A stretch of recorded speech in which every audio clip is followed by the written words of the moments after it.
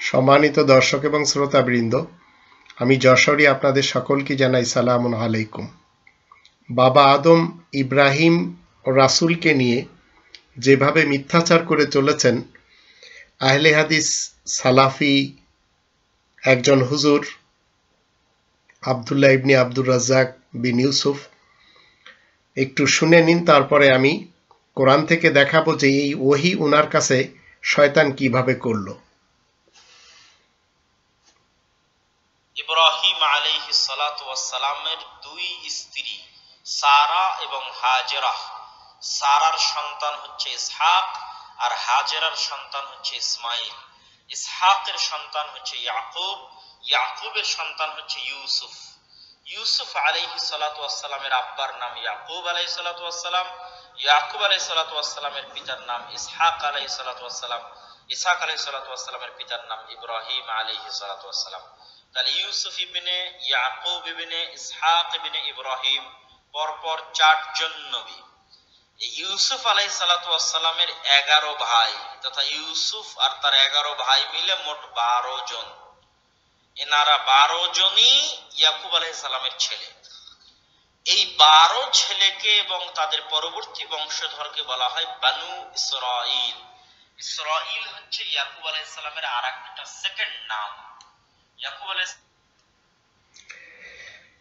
আপনারা শুনলেন, অনেকে ইনাকে পছন্দ করেন। ইনার নাম হলো আব্দুল্লাহ ইবনে আব্দুর রাজ্জাক বিন ইউসুফ। ইনি আমাদের দেশের সালাফি একজন বিশেষ বক্তা। তো আব্দুল্লাহ বিন আব্দুর রাজ্জাক সাহেব যে স্যাটানিক ভার্সেস আপনাদের সামনে বললেন, কোরআন থেকে যখন আমরা দেখে নিব তখন আমরা এই কোরআন ইব্রাহিম রাসূলের একজন স্ত্রীর কথা বলে, আর উনি বললেন 2 জন স্ত্রী, আবার নামও বলেছেন। কোরআন নামের কোনো কথা বলে না। প্রথমে আসুন, যারা এই বিশেষ লোকটির ভক্ত আমাদের দেশে, অবশ্যই সালাফি মুসলমান যারা, তারাই ওনার ভক্ত হবেন, কারণ সুন্নি মুসলমান, শিয়া মুসলমান, আহমাদি কাদিয়ানি মুসলমানেরা ইনাকে মানেন না। তো ইনার এই বক্তৃতা শুনে অনেকেই সুবহানাল্লাহ পড়বেন, অনেকে ইনাকে অনেক প্রশংসা লিখবেন, অনেকে বলবেন আলহামদুলিল্লাহ খুব চমৎকার কথা বলেছেন। কিন্তু ইনি যে স্যাটানিক ভার্সেসগুলি মানুষের সামনে ডেলিভারি দিলেন, ঠিক একই কায়দায় সালমান রুশদি এক সময় স্যাটানিক ভার্সেস লিখেছিলেন। তিনি নিজের পক্ষ থেকে কিছুই লেখেননি, তিনি যা কিছু লিখেছেন সব এই মুসলমান শিয়া সুন্নি সালাফিদের গ্রন্থ থেকে। আর সেই সালমান রুশদির একটি চোখ নষ্ট করে দেওয়া হয়েছে, এখনো তিনি জীবিত। ভারতে তার বইয়ের উপরে পাবন্দি লাগিয়ে দিয়েছিলেন রাজীব ফিরোজ খান, আর যাকে রাজীব গান্ধী বলা হয়। কিন্তু মনে রাখবেন, রাজীব ফিরোজ খানের সন্তান, একজন মুসলমানের সন্তান। ঠিক ইমাম খমিনি সাহেব তার ব্যাপারে $30 লক্ষ যে ফতোয়া জারি করেছিলেন যে তাকে কল্লা এনে দিবে, $30 লাখ দেওয়া হবে। ঠিক একই কায়দায় আমাদের দেশের খতিব ওবায়দুল হক, তিনি 50,000 টাকা তাসলিমা নাসরিনের মাথার দাম রেখেছিলেন। মজার জিনিস হলো যে যারা এই ধরনের ফতোয়াবাজি করেছেন, ওবায়দুল হক খতিব সাহেবও দুনিয়া থেকে চলে গেছেন, রাজীব ফিরোজও চলে গেছেন, খমিনি সাহেবও চলে গেছেন, কিন্তু সালমান রুশদি এখনো জীবিত। আবার তাসলিমা নাসরিনও জীবিত। আমি সালমান রুশদির পক্ষে কোনো কথা বলছি না, তাসলিমা নাসরিনের পক্ষেও কোনো কথা বলছি না। এমনকি এই মুহূর্তে আব্দুল্লাহ বিন আব্দুর রাজ্জাক সাহেবের পক্ষেও কোনো কথা বলবো না। ইনিও স্যাটানিক ভার্সেসে বললেন, ভার্সেসই বলে গেলেন। কিভাবে বুঝবেন? প্রথমে 3 নম্বর সূরা আল ইমরানের 71 নম্বর আয়াতে আল্লাহ বলেন, ইয়া আহলাল কিতাব লিমা তালবিসুনাল হাক্কা বিল বাতিল ওয়া তাকতুমুনাল হাক্কা ওয়া আনতুম তা'লামুন। হে কিতাবধারী মুসলমানগণ। কিতাবধারী মুসলমান আমরা যারা মুসলিম রয়েছি, আমরা তো রয়েছি মুসলমান, শিয়া, সুন্নি, সালাফি, কাদিয়ানি, আহমাদি সবাই রয়েছে। কেন সত্যের সাথে মিথ্যার পোশাক পরাচ্ছ? এটি আল্লাহ তাআলার প্রশ্ন। আর তোমরাই তো জেনে শুনে সত্য গোপন করে যাচ্ছ। তো এই যে স্যাটানিক ভার্সেস ইনি বললেন, বাবা আদম ইব্রাহিম রাসূলের স্ত্রীকে নিয়ে, এবং তিনি দুইজন স্ত্রীর কথা বলছেন, কোরআন একজন স্ত্রীর কথা বলে নাম ছাড়া। ইনি এই নামটি কোত্থেকে পেলেন, অথবা দুইজন স্ত্রী কোত্থেকে পেলেন? এজন্য যদি আপনারা বাইবেল স্টাডি করেন সেখানে খুঁজে পাবেন, যেটা খ্রিস্টান এবং ইহুদিরা মনে করে তাদের গ্রন্থ। তো এই ধরনের মৌলবীদের অভাব আমাদের দেশে নেই। এখন ইনি যেভাবে বললেন, আর আমি আপনাদের সামনে বললাম যে শয়তানিক ভার্সেস কিভাবে এটি প্রমাণের জন্য 6 নম্বর সূরা আল আনআমের 121 নম্বর আয়াতটি একটু জানুন। এই আয়াতের এক অংশে বলা হচ্ছে, ওয়ালা তাকুলু মিম্মা লাম ইউযকার ইসমুল্লাহি আলাইহি ওয়া ইন্নাহু লাফিসকুন।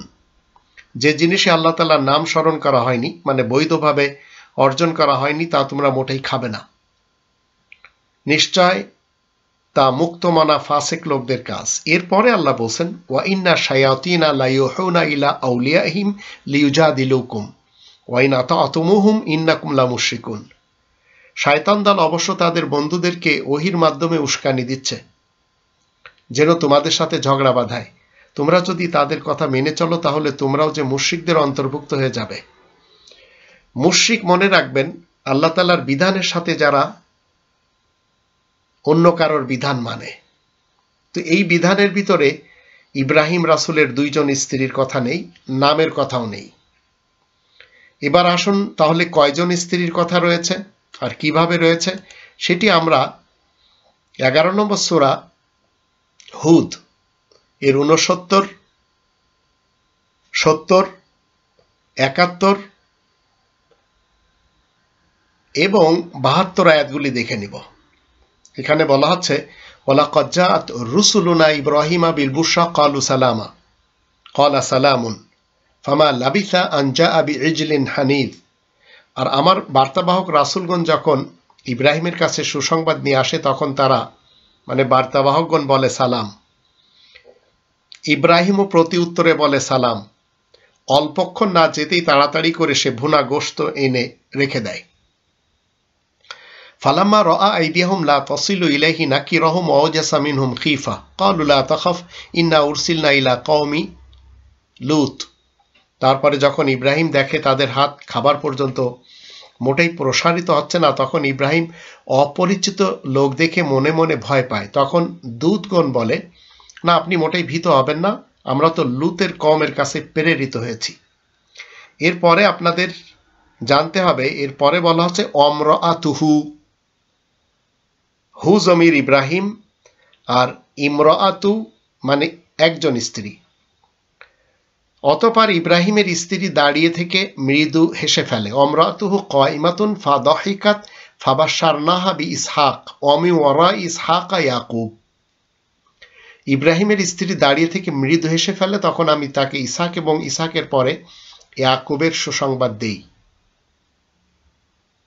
এখানে স্ত্রীর নাম আছে, দুইজন স্ত্রী আছে। এখানে বলা হচ্ছে ফাবাশশারনাহা বিইসহাক ওয়া মিন ওয়ারাই ইসহাকা ইয়াকুব। ইসহাকের পরে হচ্ছে ইয়াকুব। ক্বালাত ইয়া ওয়াইলাতা আআলিদু ওয়া আনা আজুজু ওয়া হাযা বা'লি শাইখা ইন্না হাযা লাশাইউন আজীব।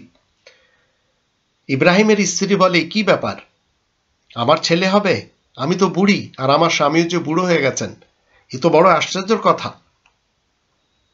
73 নম্বর আয়াতে বলা হচ্ছে, ক্বালু আতা'জাবিনা মিন আমরিল্লাহি ওয়া রাহমাতুল্লাহি ওয়া বারাকাতুহু আলাইকুম আহলাল বাইত ইন্নাহু হামিদুম মাজিদ। দূতগণ বলে, তুমি কি আল্লাহ তাআলার বিধান সম্পর্কে অবাক হচ্ছ, ইয়া আহলে বাইত? আল্লাহ তাআলার রহমত ও বারাকাত তোমাদের উপরে হোক, নিশ্চয় আল্লাহ হলেন প্রশংসার যোগ্য ও মহামহিম। তো এই আয়াতগুলির বিপরীত যে আব্দুল্লাহ বিন ইউসুফ বিন আব্দুল্লাহ বিন আব্দুর রাজ্জাক বিন ইউসুফ সাহেব এই যে মিথ্যা ডেলিভারি দিলেন, আর আপনারা শুনে চলেছেন এবং মনে করে চলেছেন কত না জানি ইসলামের কথা তিনি জানেন এবং সেটি ডেলিভারি দেন। মনে রাখবেন, সারা এবং হাজেরা কোরআনের দেওয়া নাম না। কোরআন যখন দেয়নি তো আপনার ক্ষমতা নেই নাম দেওয়ার। আর কোরআন যখন একজন স্ত্রীর কথা বলছে তখন আপনার ক্ষমতা নেই বাইবেল থেকে 2 জন স্ত্রী বের করে এনে সেটি মানুষের সামনে ডেলিভারি দেওয়া। যদি আপনি দেন আপনি অপরাধী, কারণ আল্লাহ নিষেধ করেছেন এই মহাসত্যের সাথে বাতিলের পোশাক পরানো যাবে না। আর আপনারাই জেনে শুনে এই কাজগুলি করে চলেছেন। আর আমি আপনাদের জন্য মানুষকে আল ফুরকানের মাধ্যম দিয়ে সুন্দরভাবে আয়াতে রব্বানি তুলে ধরছি যেন আপনাদের মুখোশ উন্মোচন হয়। আল্লাহ আমাদের সবাইকে তৌফিক দান করুন, আমরা যেন সত্যের সাথে মিথ্যাকে সংমিশ্রণ না করি।